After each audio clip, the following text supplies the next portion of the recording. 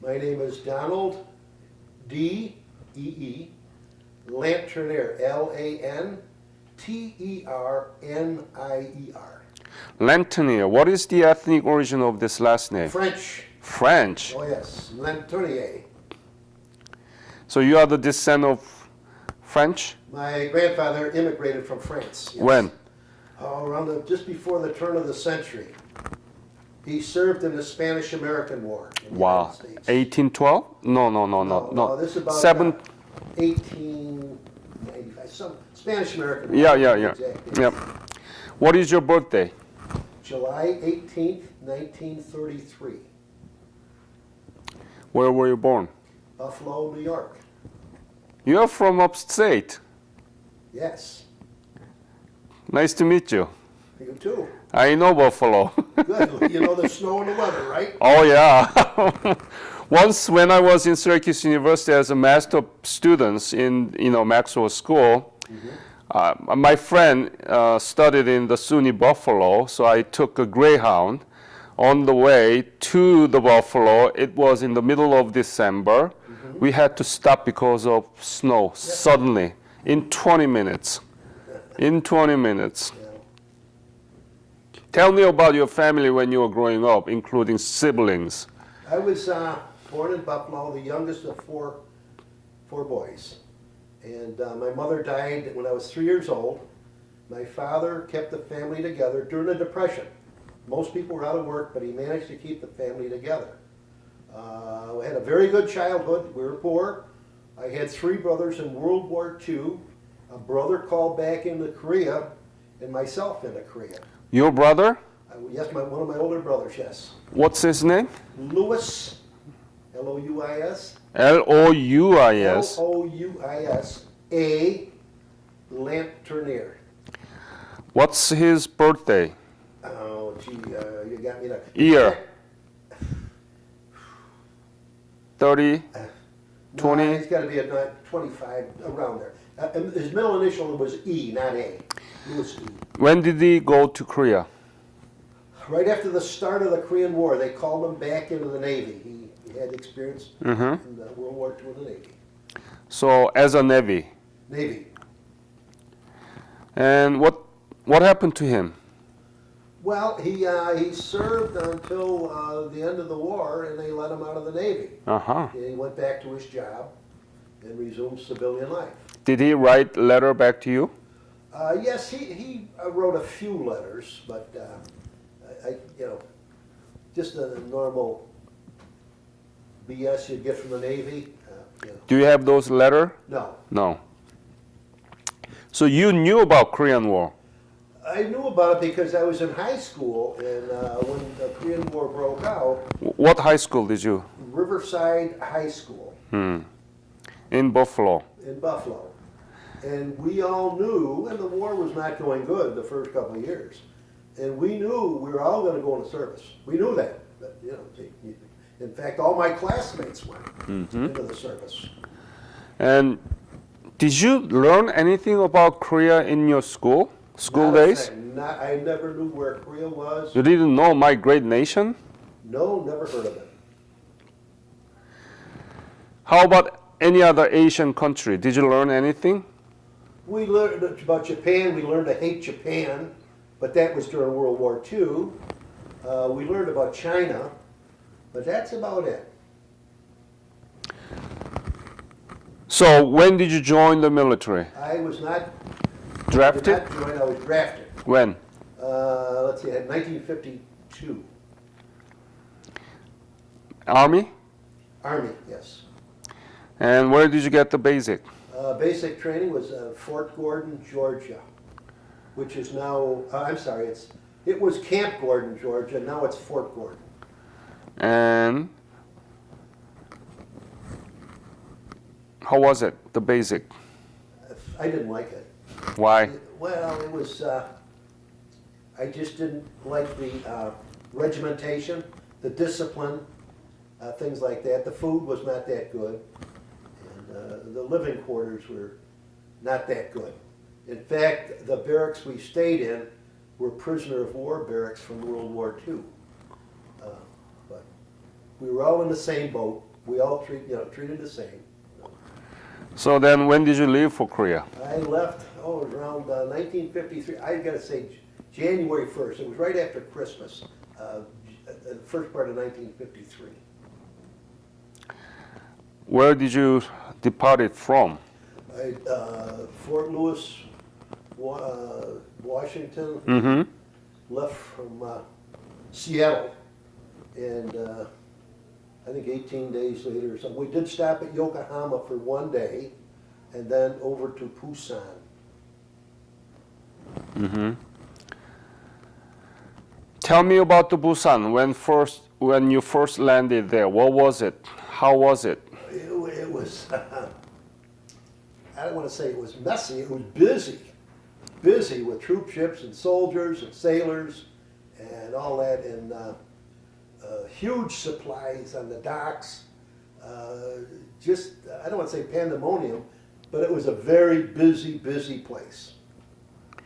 And how about Korean people at the time in Busan? How was it? How did they look?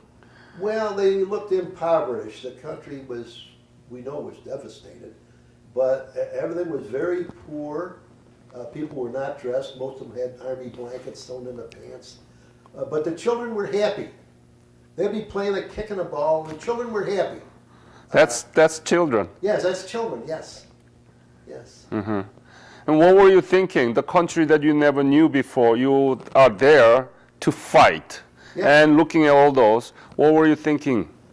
Well, our president sent us there. He had a good reason. And, we hated communists. We hated the Russians. So we just naturally had a hatred for the North Koreans. So we thought it was our duty, And what was your unit and specialty and rank? I rose to the rank of private first class. I was a radio operator in the 7th Signal Corps.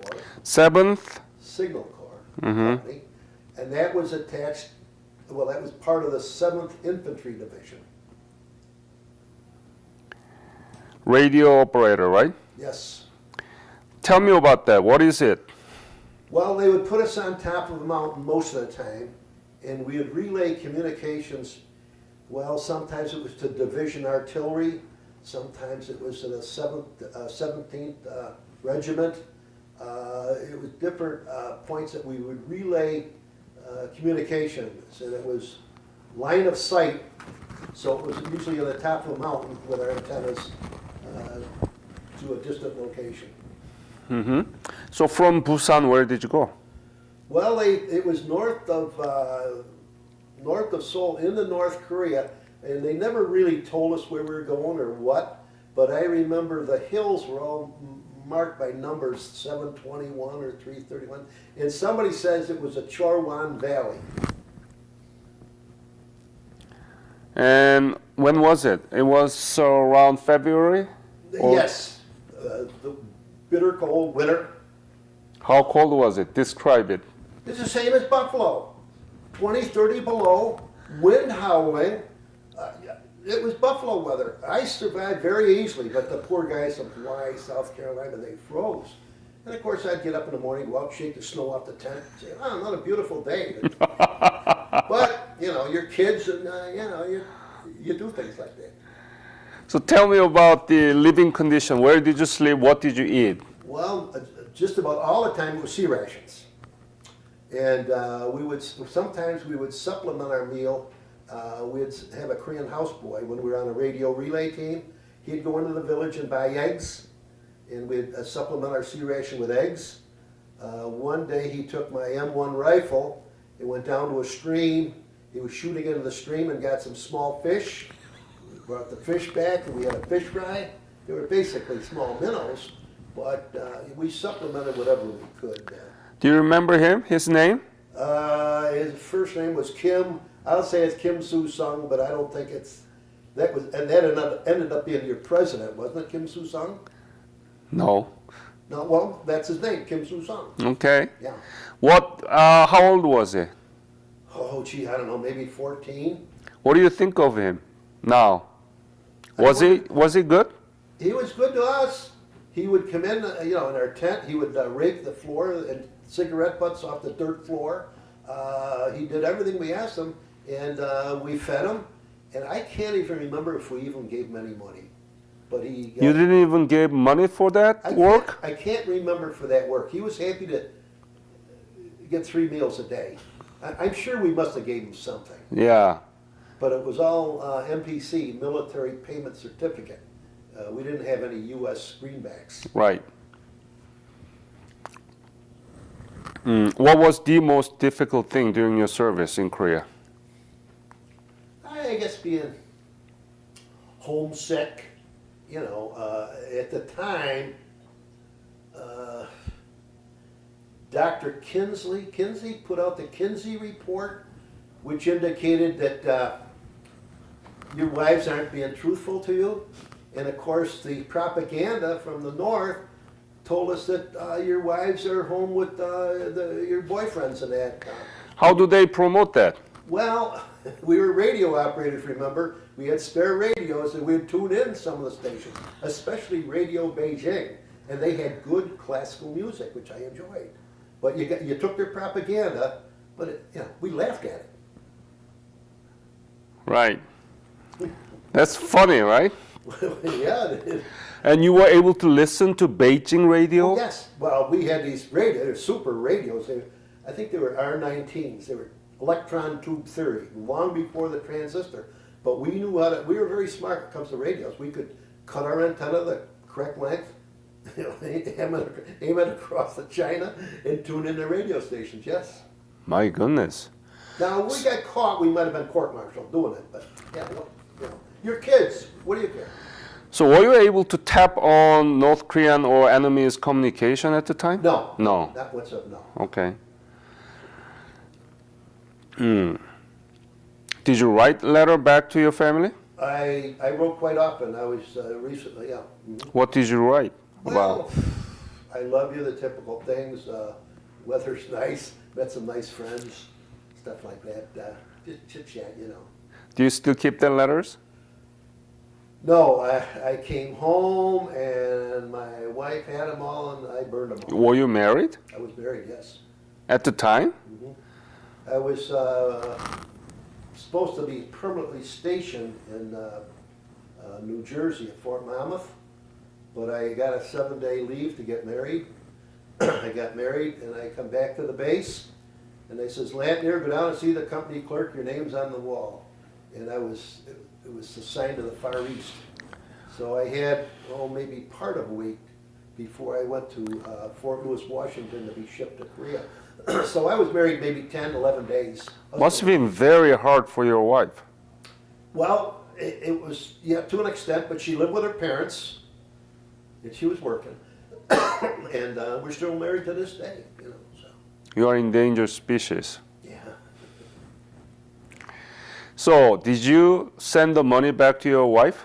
No, I was married and I think I got about $40 a month while I was in Korea, and they sent her. No, more than $40. Well, don't forget they took the subsistence for the wife out of my pay. I might have been getting $90 a month, something like that. They gave me part of it and they shipped the rest to my wife as a. So that's what I'm asking. You send the money back to your wife? Well, the government did, yeah. Mm-hmm. Yeah. Institutionally. Yes, they did, yeah. Good thought. Yeah. And there was nothing to spend money on over there. Right. I mean, the South Koreans had their little stands. They'd be selling anything. Mostly they're selling insecticide. It was Army issue, Army blankets, stuff that they acquired on the black market or something. Insecticide, what is that? Spray. Spray. White powder. What was it? Probably DDT. DDT, yeah. And we didn't know the difference. Nobody did. Mm-hmm. So, but then I did go to Japan for R&R. Yeah. And they shipped me back to the company area, and of course we're dirty. Got the same clothes. I went close to a month without a shower or bath. And I walked into the company area, and the supply sergeant, I graduated from high school, and he got me all new clean clothes, everything else. He even got me some sheets. He says, don't tell anybody, these are only for the officers. So I even got a set of sheets.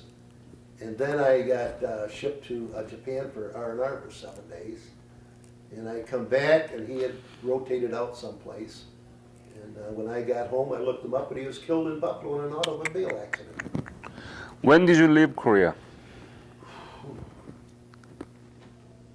54? Yes, it was 54, but I can't remember the month. And the armistice was signed when you were there. How was it? 1953, I think it was July 20. 7. What was it like? Yeah. It was just a relief, but they knew it was coming. We all knew it was coming. They had been negotiating for about a year, and we knew it was coming. But I was not a combat infantryman. Excuse me. I was not in combat. I was supplying communications to those guys, But still, you were in very upfront, yeah. Cholwon Valley. You were able to see the war's battle is going on. I could see all the activity going on, but I was far enough back that I did not participate in it. Thank God, right? Yes, yes. After you returned, what did you do? You told me that you were judge. I went to the University of Buffalo under the GI Bill. GI Bill. So tell me about the GI Bill. How much were you paid? You don't have to pay tuition, right? Yeah, the tuition was free, and I got a job. I worked for a New York telephone company, and I went night school. I went for University of Buffalo for 6 years nights. And What did you study there? well, I studied engineering. Mm-hmm. Engineering? Engineering. And then?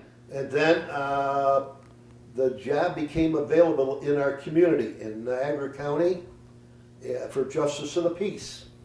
At that time, you did not need a law degree.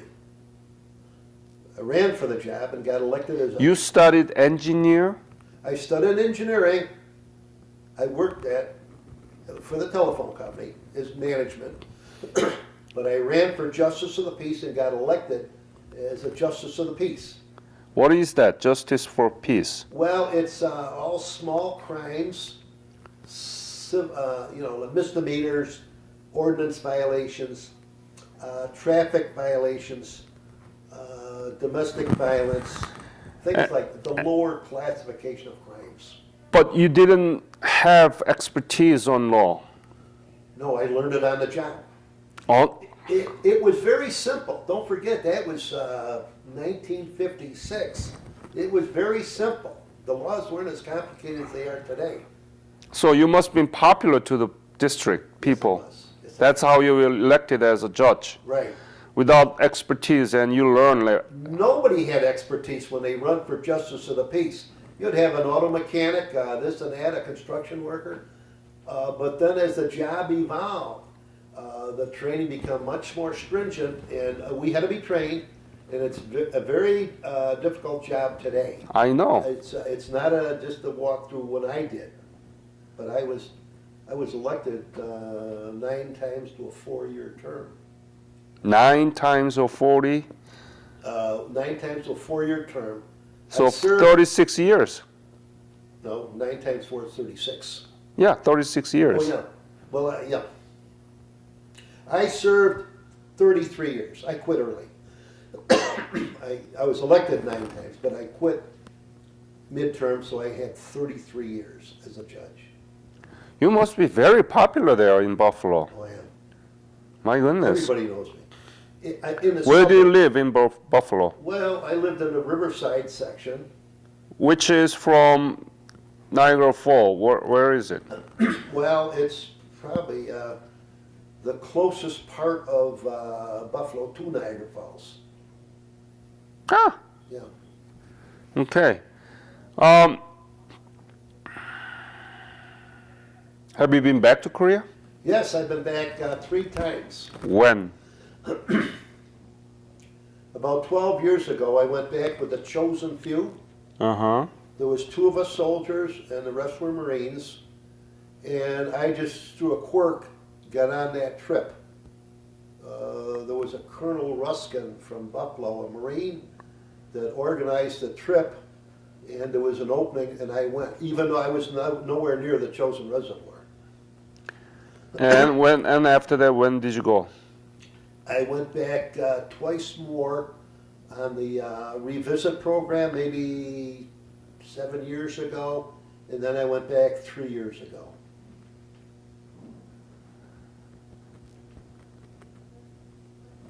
Wow. So tell me, the Korea you saw in 1953 Yeah. and the Korea you saw 2004, 9, and 13. Well, 2004, they were still rebuilding a lot, but I was amazed at the progress.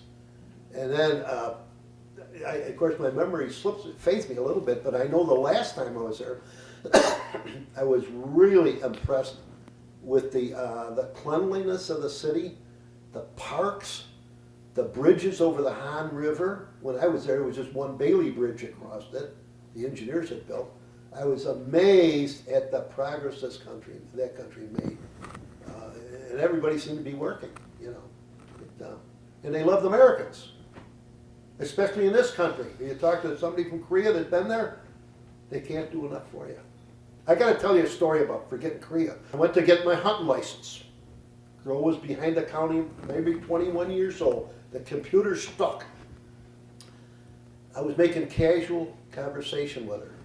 And I said, I've been hunting since I've been 14 years old. My father used to take me hunting. My brothers took me hunting. I only missed 1 year when I was in Korea. And the girl looked up at me and she says, what were you doing in Korea? I says, I was in the Korean War. Did she sit? He said, did you shoot anybody? I said, not really. Well, she says, that counts as hunting. So I've been hunting since I was 14. Rabbits, deer, squirrels, people. You know, but that's the mentality of some of these people. They forgot about the war. Exactly. That's why we are doing this. Well, That's why we are doing this. And my foundation, were you at the membership meeting when I make a report? no. We are doing this as a digital history textbook. And my foundation, if you look at the brochure there, in the middle of it, my foundation invited 90 teachers from 25 states in this year, Orlando, Florida. Uh-huh. And we cover every expense. And they are working on right now with their students, listening to this kind of interviews. They transcribe this, they put the metadata into it, and I just came from Baltimore, Maryland, from the first big meeting of the digital history textbook making teams. We have curriculum writers and movie makers, you know, history teachers, storytelling maps. We're going to make it so that students learn about the Korean War and your legacy, and then modern Korea. That's what we are trying to do, and that's why we are doing this. Well, on the 19th of this month, I'm going to Baltimore, to Washington, D.C., with the honor flight for the veterans. I've been selected to go on that. I'm looking forward to seeing the memorials, although I have seen the Korean War Memorial shortly after it was dedicated. So what do you think about Korea? What is Korea to you, personally? Well, You didn't know anything about Korea before. No, it's probably the most exciting part of my life, other than our honeymoon. But you know, for a kid from the inner city, I had never been on a train, never been on an airplane, never been on a troop ship with 3,000 or 4,000 other guys. It was an experience, a learning experience, part of growing up, I guess. Of course, my family we all served at one time in the services. So, Is there many Korean War veterans in Buffalo area? very few. The ex-sheriff of Erie County, Buffalo, was a Korean War veteran. But I can't recall that. I've known a few, but they all died. They don't have chapter there? There may be, but it has to be awful small. I never joined the local chapter. I belong to the international or the national, but not the local chapter, no. So not many Korean War veterans there. Because I live Syracuse and I never been successful getting interviews from the Buffalo area. Well, maybe if you went through the chapters, and I don't belong to the local chapter, so I never knew. Okay. Any other comments you want to leave to this interview? Well, it was an experience growing up. I look back now as proud to have served. And I know we keep 27,000 Allied troops there. And I know we got to keep them there or the North would walk down right through South Korea again. And it's just remarkable. Seoul changed hands 4 times during the war, and you would get in a Seoul occasionally. And now it's like New York City, only it's clean. Yeah. It's it makes me feel good that I was a small part of it. Small part of it. That is your legacy, and we need to teach about that. Yeah, and of course, being a veteran, I do get a little break on my income tax, not income tax, my property taxes. Good for you. I get something out of it. Wow. Thank you so much.